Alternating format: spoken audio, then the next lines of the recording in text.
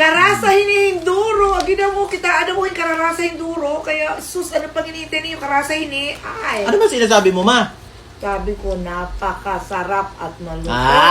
Anyway, so yun mga kapatid, nakabili na naman ako ng egg roll dito sa TikTok sa murang halaga lang. Imagine nyo, bumili ko 10 plus 5, 15 piraso yung nabili ko dito mga kapatid sa TikTok sa murang halaga lang. Naku mga kapatid, hindi ako nagsisi na bumili ulit ako nito. Ito yung pangalawang order ko na, dinamihan ko na mga kapatid kasi yung mga kapatid ko nag-aaway-away kami kasi kinukuha nila palagi ito sa kwarto ko.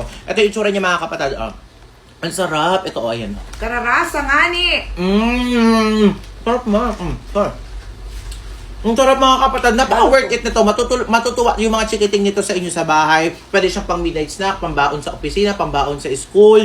Ang sarap niya. Sa murang halaga lang. Kaya kung gusto nyo rin ng ganito mga kapatid, maire-rate ko to 10 out of 10. Totoo, walang halong eme kasi pangalawang order ko na po talaga to. Ilalagay ko dyan sa yellow basket. Check out nyo na yan. Hala, Nika Ace, anong ginagawa nyo dyan? Oh, sweet nyo naman. Kanina pa kayo magkasama? Uy, taray. Alam niyo, na-miss ko na kayo. Ang tagal na. Hala, si Kosuke. Regalo pala ako sa inyo, Nika. Hala, bakit birthday pa ni Nika? Hindi, pasalubong ko lang. Galing ko sa mall.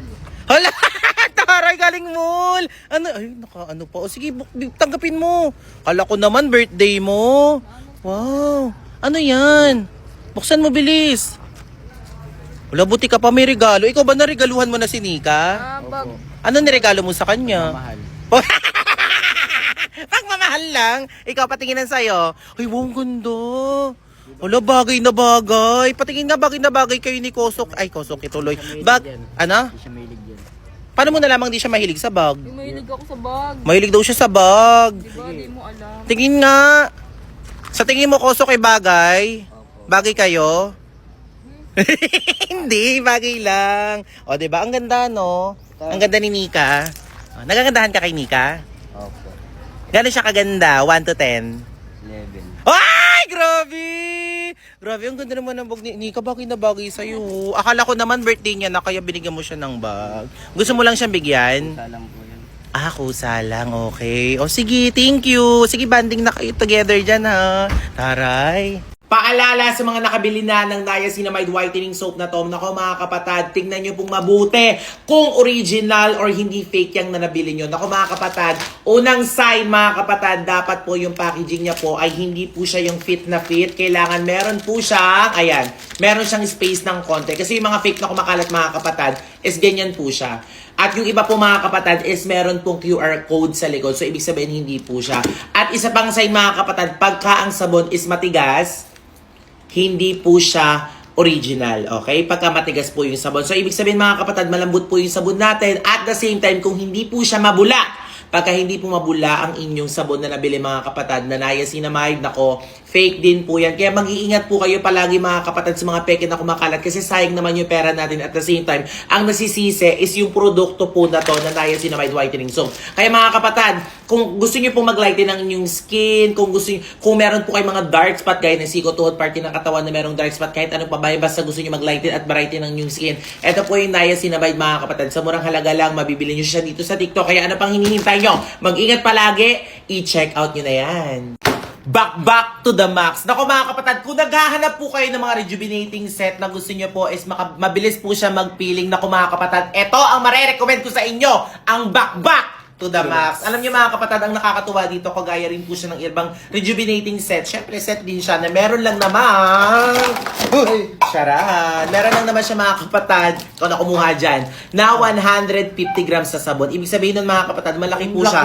Ubus na yung mga kasama niya na sa set na to mga kapatid, pero yung sabon hindi pa rin siya nauubos. Bakit po? Kasi malaki. So pwede po ba siyang gamitin sa katawan mga kapatid? Pwede para matulungan niya rin pong makapagpalighten yung skin natin. Ibig sabihin, para magpantay din po yung kulay ng mukha natin sa katawan natin. Syempre mga kapatid, yung toner na paborito ko, yung toner po na to mga kapatid is para kang linis na linis yung face mo after mong gumamit nito. Kasi mga kapatid, ilagay nyo siya sa bulak, then linisan nyo yung mukha nyo. Ito, importante to, huwag matigas ang ulo. Pag gumamit po kayo ng rejuvenating set na to mga kapatid, pag day cream po. Pag night cream lang po siya mga kapatid. Mahalaga po yan mga kapatid ha, para maiwasan pong magkaroon ng sunburn ba tawag doon, or sunog yung ating mukha, okay? Okay? So, pagka ito mga kapatid, gagamitin nyo yung sunscreen gel po natin, make sure po, 30 minutes before, bago kayo mag-expose sa araw, is dapat po is naka-apply na kayo. Then, magre-reapply po kayo every 2 hours. Tapos, yung night cream po natin mga kapatid, huwag nyo na po siya paabutin ng umaga, ha? Huwag pong pag-umaga. Kailangan pagising nyo ng umaga, mag-wash na po kayo agad. Even nasa loob kayo ng bahay,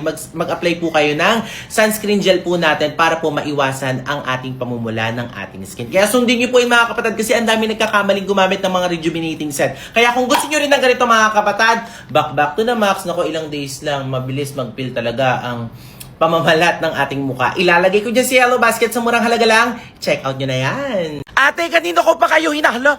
Kasama nyo si Ella, Dax. Kasi pinaliwanag niya kasi sa amin yung oo nga naman, tama nga naman, biktima nga lang naman din kasi siya. Talaga, tama naman talaga ako. Saan ka naging tama? Nangaaway ka nga, di ba? 6 months ka bago nagpakita kay Saidi, tapos babalik ka dito dahil ba sikat na si Saidi, kaya babalik ka dito. Bakit nga away? Pinaglalaban ko nga si Zaidi dahil sa akin nga siya. Feeling ko naman. Pinaglalaban. Ayun nga silang dalawa, nagsusuya, O tignan mo sila, ginugulo mo pa. Ba't kasi hindi ka na lang umuwi dun sa inyo sa Bicol? Hindi pwede, mahal ko si Zaidi. Ayaw na nga sa'yo, tignan mo, sinusuyo, ilang tatlong araw na si Elaine umiiyak ng ganyan. Sinusuyo, hindi pwede. Sa akin pa rin si Zaidi, no? Hindi ako papayag. Tsaka kayo naman, kasi bakit? pinagpipilitan mo yung sarili mo, ayaw na nga sa'yo nung tao. Eh kahit na, ako yung nauna. Eh bakit ba kasi inaaway mo si Ella? Eh talaga naman maluloko Hindi si Zaidi. ko nga inaaway, nag-explain lang ako. Masaya na si Elaine tapos nakikita mo, nasasaktan yung kapatid mo, kaya mo yun. Naawa si Doka Elaine pero maluloko si Zaidi. Hindi niya talaga deserve dapat si si Saidi yung inaaway mo. Tumabay ka na dun, uuwi na ng Bicol si Bahaw, Yun na, uuwi na Ayoko kayo. nga, mag-isa ka nga lang. Hello? Hindi ako uuwi hanggang hindi ko nakakasama si Zaidi, no? Halo, Robin. Ano ba yan? Hala, ay, nag-walk. Ay, saan pupunta? Hala! Halo, baka kawan niya si Elaine. Ito, Zaidi, umuwi na tayo. Halo. Kung umuwi, ikaw na lang umuwi. Halo, sumama ka na. Ay, halo. Halo. Nag-walk out na naman si Elaine. Sumama ka na kasi sa Zaidi. Sumama ka na kasi. Sumama ka na, sinasaktan. Hala, si Elaine tumalon dun. Halo. Ako na lang ceiling doon. Pabulin si Saidi. Hala. Hala, habulin niya din. Halo, Ela, huwag mo nang habulin. Masaya na sila. Hala, dun din siya dumaan. Pinahihirapan nila talaga yung sarili nila. Ano? Yun. Ate, ba't ba kinakampihan nyo yun? Hindi ko naman kinakapen, pero kasi may point kasi siya, biktima nga lang din siya. Sa tingin mo may point? May point siya. Kailangan talaga niyang kunin si Zaidi kasi maluloko. So ikaw, may point siya? Medyo lang.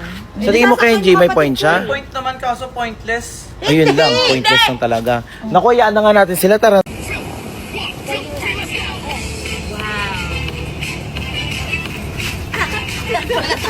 Elaine!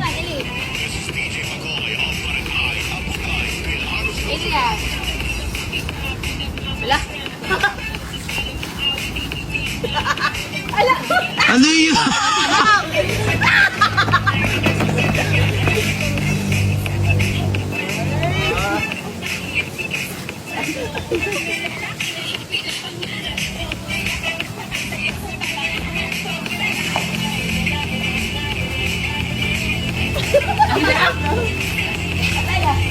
Ay!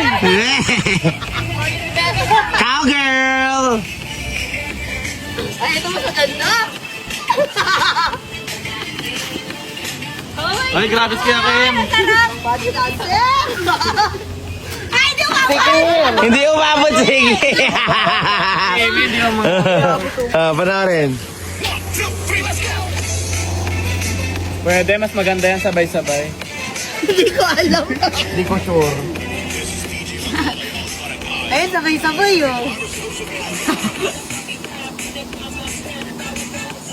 Hindi sabay-sabay. Pala ka eh. Tumalapig eh. Galing niya Tini. Candidate number 3. Ayun, sabay-sabay dyan pag madadaling steps eh. Ang hirap nung kayans eh. Ang gulo kasi. Paano yung sa'yo? Ay, tama lang eh. Ayun, kate, ayan, dali natin naman oh. Oh, sabay-sabay. Chen. Oh, ayun na. Oh, sabay-sabay din. Ito din, sabay-sabay din kay Kuya Kim. Wala, hindi na. Kaya,